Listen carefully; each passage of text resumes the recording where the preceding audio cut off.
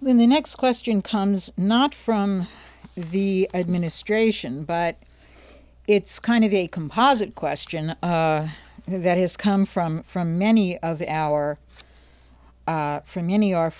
friends in the diplomatic corps from Africa.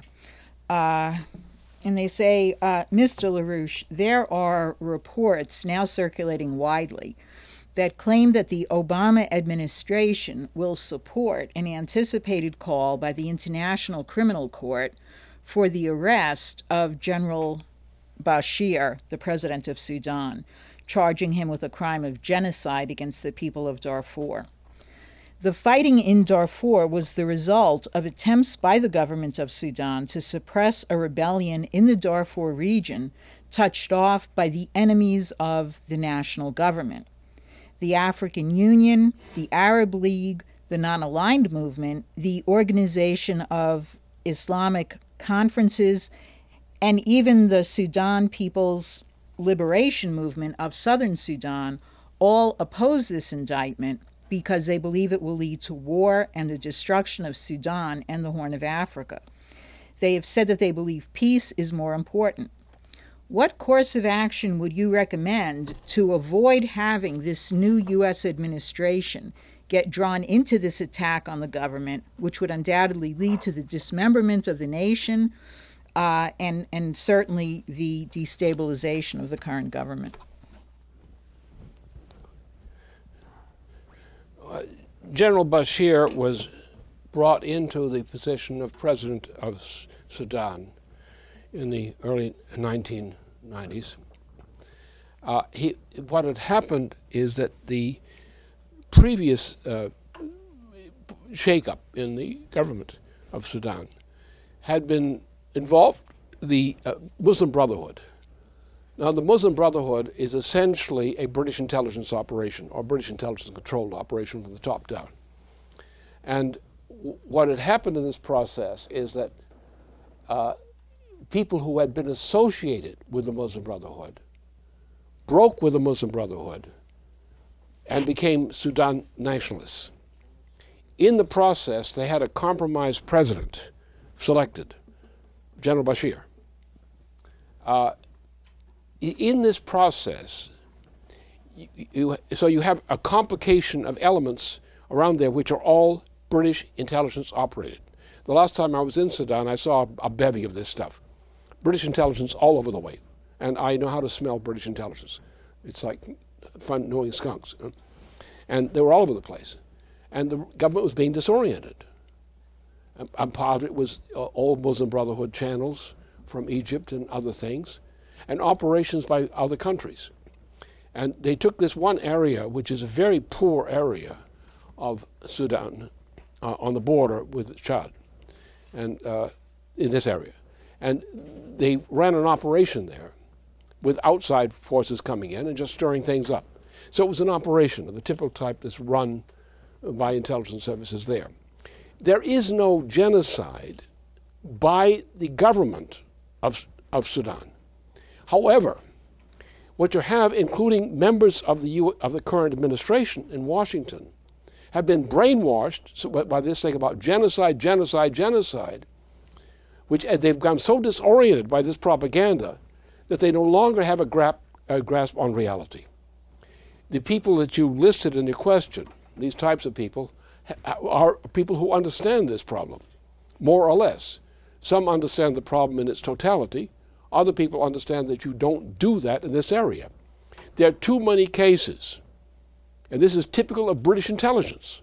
It's a British intelligence operation.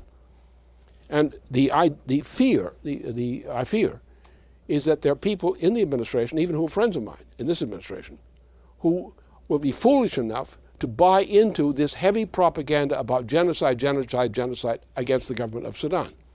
Yes, there are problems there. There's killing.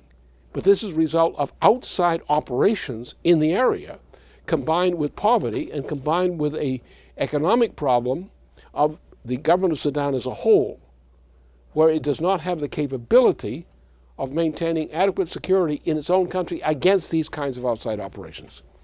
So it's an orchestrated operation. Now, to understand this historically, people should shut their mouths until they go back to 1898 and go back to the time where Lord Kitchener took over Sudan. And Lord Kitchener there are groups of peoples who were actually refugees. They're not tribes. There were refugee groups which fled across the borders, from neighboring borders, into the southern swamp area of Sudan. And this has been a problem in that area. So they took this and they played this thing. But it was always been British intelligence. The Muslim Brotherhood problem. For example, there was I won't bother with that. I could tell you about a story or two about George H.W. Bush and his trip to Sudan, where he slept in what became the foreign ministry. And he did something. But no, the point is there have been operations which to destabilize Sudan as a part of the policy which was introduced to Africa with U.S. approval by Henry Kissinger and others in the middle of the 1970s, which says that the African territory belongs to U.S. and British interests. And the people of Africa are too numerous, and their population has to be reduced, and we have to take over their raw materials and resources. The biggest resource here is in Sudan, just for people who need the intelligence. And we do have some specialists in the United States, State Department specialists, who do have the intelligence, know it. Sudan is the largest territory nation in Africa. It is, apart from the south, which is a water-rich area and jungle-type area, largely, it is the largest grain-growing area of Africa. When the water is there, the grain is grown. With sufficient water supplies, Sudan could practically feed all of Africa, at least with the grain requirements. The problem has been the lack of agreement on promoting the improvement in water management problems in that part of East Africa down into what was called Lake Victoria and below. So that area of East Africa is crucial. But the destabilization of that area, the lack of development, which could be easy, I mean, you don't have to provide that much. All you have to do is increase the guaranteed water supply in the Sudan area each year, so that you have a grain crop each year, and you can begin to feed the population of Africa with that product. Is that good? And everything is done in policy is done to prevent that from being done. I've been into Sudan a number of times, always on this water question. You look at the facts of the area. With water management, which is quite feasible, it's not that expensive in terms of benefit ratio, we could feed a great deal of Africa with the grain which can be grown in the territory of Sudan. Now, that should be the U.S. policy interest in Sudan. We need positive policy interests in these countries. We have to go in with a positive policy, not with who we're going to shoot, but a positive policy of development. We have to make friends with countries on the basis of positive development, the way the United States used to do it. Like had the U.S. officers who have to rebuild the Egyptian system. There were U.S. officers, veterans of the Civil War, who went over to Egypt and helped them develop their system there. And then the British got them kicked out later. But our interest in Africa, our interest in parts of the world, is to not just to make friends. That's a kind of a sloppy term. Our function as the United States, as we're a republic, our interest in the world is not to have any empires. We hate empires. We hate the British Empire, not only because of the crimes it commits and still commits, but we don't like empires. We believe in nation states. We believe in representative government, constitutional government, nation states. We believe in nation state building. We don't believe in globalization. We believe in nation state building. Globalization is an empire. We don't believe in empires. And therefore, our policy should be consistently to develop, wherever we have the opportunity, to assist in developing nation-state building and dealing with problems such as food shortages, disease control, these kinds of things, practical measures. And the only time we go to war is when we have to defend something like that.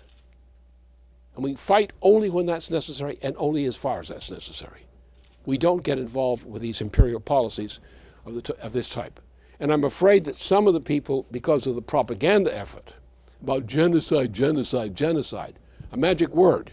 You want a genocide? George Soros is guilty of genocide. You want to make war on genocide? Make war on one, George Soros. Make war on people like that who commit the genocide in their policies, the drug wars. No, this is a dangerous situation. It would be a terrible thing, a great folly, if the Obama administration were to be sucked into an adventure, such as an adventure against Bashir of Sudan.